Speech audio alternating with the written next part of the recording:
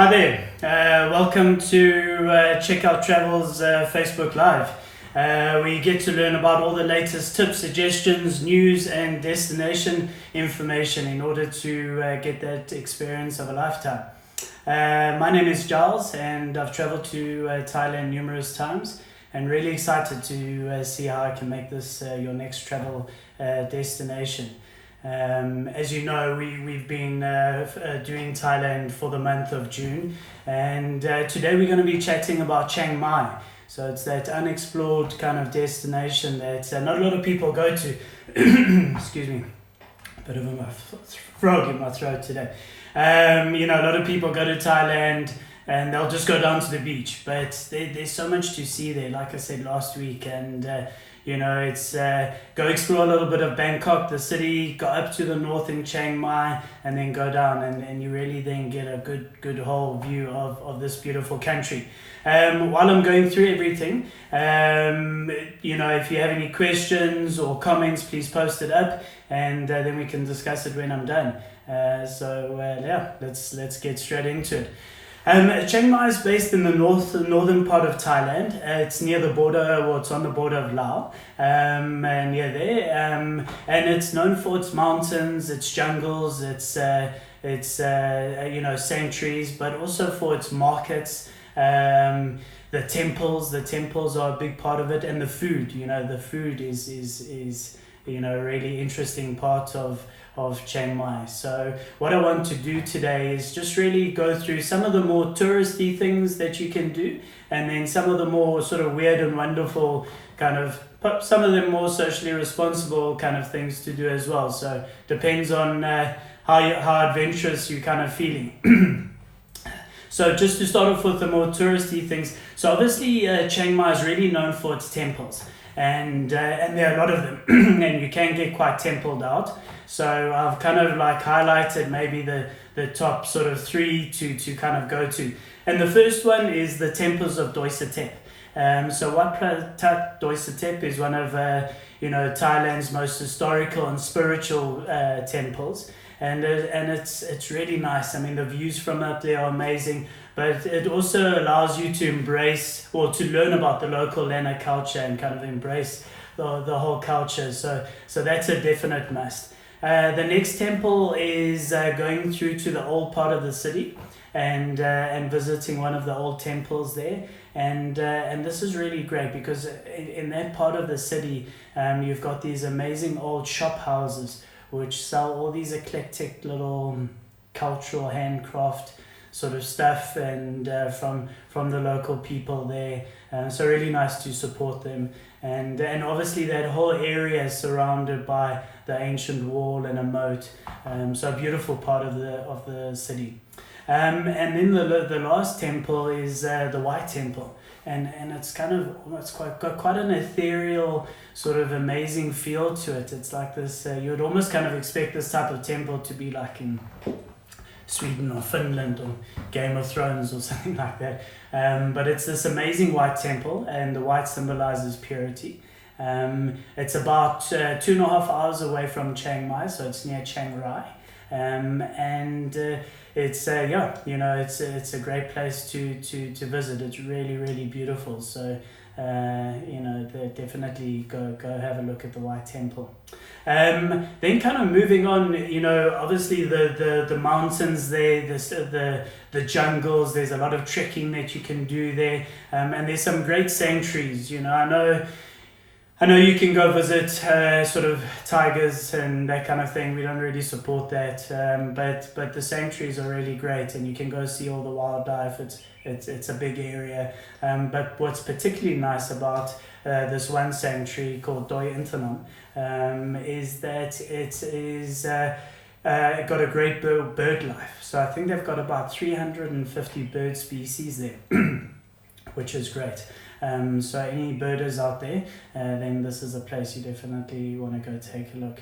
Then moving on and exploring the local people, the cultures, the tribes and everything. We always kind of recommend when you go there, whether it's an hour, whether it's half a day, a couple of hours, maybe it's a night over, go go mix with the people, even if it's in the markets, just talking to them, learn the local language. But, you can do various cultural tours where you get to mix and mix with the locals, and, you can work on the farms or you can stay over. So one of them is obviously the Doi Pai tribal village. And, there you can sort of learn all about the local cultures and customs of this ancient tribe. And, you've got the Hmong village people there, which is a really interesting, they have a really interesting history. The markets. I mean, you wouldn't want to go to Chiang Mai if you didn't visit any of the markets. And there are a lot of them, but probably the most sort of famous and most interesting one is the Chiang Mai Sunday night market. And it's a massive market near the old town or parts of the old town. It gets quite busy. You want to get there early.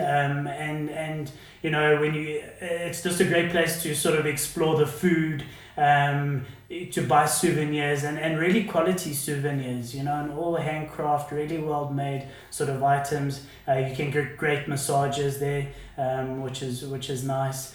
And then obviously the food. I mean, the food, that's some of the best food you're going to try is at these markets. And sitting on these little plastic stools and go to the places where the locals are eating, where there's a lot of people there, the food's moving, it's hot. So that's a good tip. And based on the food, obviously Northern Thailand is really well known for its food tours or food cooking kind of classes. And there are a lot of them. There are a lot of different classes, and they kind of vary in terms of length, number of dishes, and some of them include going to the local markets and learning about all the ingredients that you're putting into the food. So definitely go do a Thai cooking tour. And actually on that next week I'm going to be talking about different food tours, specifically in Bangkok. So keep a lookout for that. And then kind of moving into the more different kind of stuff. Some of the things that I like doing, and the first one, probably is a little bit more commercialized, but that's visiting the Bo Sang handcraft market. And this is a market that specifically focuses on just making handcrafted umbrellas and parasols. And it's actually world renowned. And consequently, those have become the symbol of Chiang Mai. So definitely, and you can learn about them, you can buy them, you can learn to make them. So that's something really interesting to do. Now the next thing is, I know we might bulk at it a little bit, but it's eating a century-old egg. So now how's it, my boy? My son's destroyed me. The pressure's on.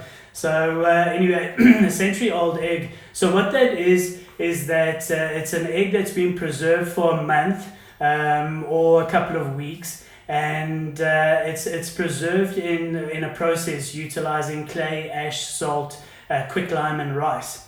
And it's a really potent smell. I mean, it's like that ammonia kind of smell. So it's very smelly, but it's when you taste it, it's actually pretty good.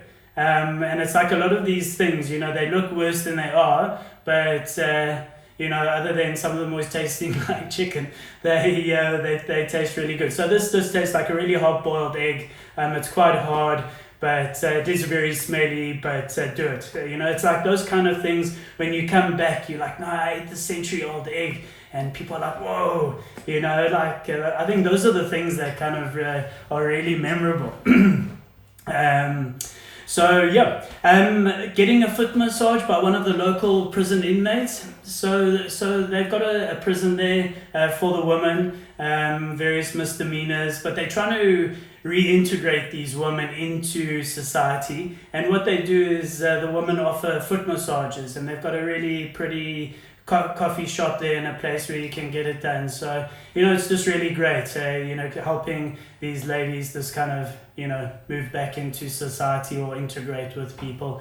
And it was kind of similar, like when I was in Bangkok, I did that massage by these blind people, and where they've got the headphones, which is showing them, you know, what to do, and also it was great, you know, it was a good experience, and knowing that you're kind of giving back in some way. Chatting to a monk, so this is quite popular. You can go chat to a monk, and it's really cool because you get to learn about I was going to say Tibetan Buddhism, Thai Buddhism, and their culture and their way of life and how they live. And at the same time, they in turn learn English from you, you know, conversing with you, and that's a really sort of important part of their education. So you're kind of helping them, you know, do that. So definitely, you know, try that out. Going back to the food, the markets. Sometimes when you walk through these markets, you can get to eat the insects, and you can eat like crickets, beetles, bugs, worms. Sometimes scorpions, you know, that kind of thing. Like I say, you know, it's an interesting experience. It's crunchy, a lot of protein, a little bit different, but probably something that's a little bit more mainstream is obviously trying khao soi.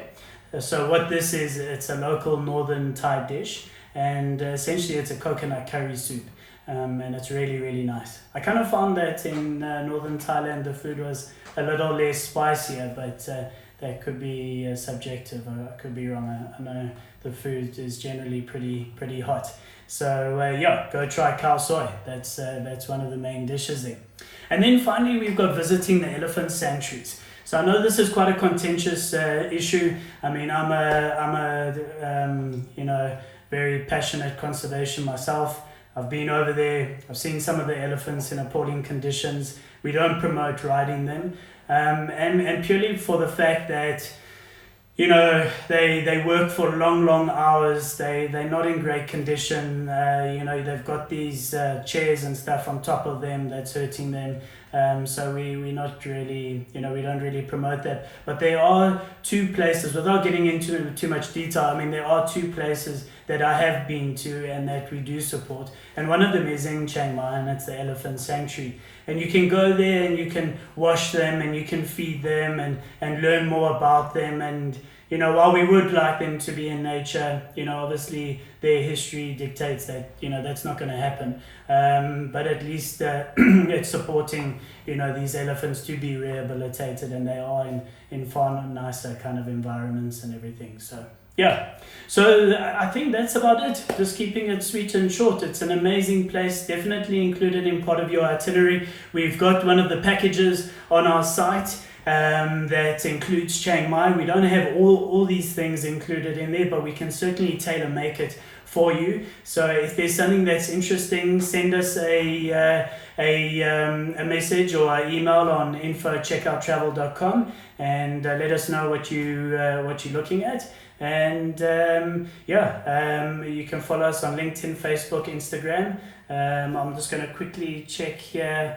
I don't think we've just see if anyone looking at anything. I think it's really straightforward today. So I hope this has been informative. Thank you so much for being with me this Friday. I hope you have a fantastic weekend, long weekend.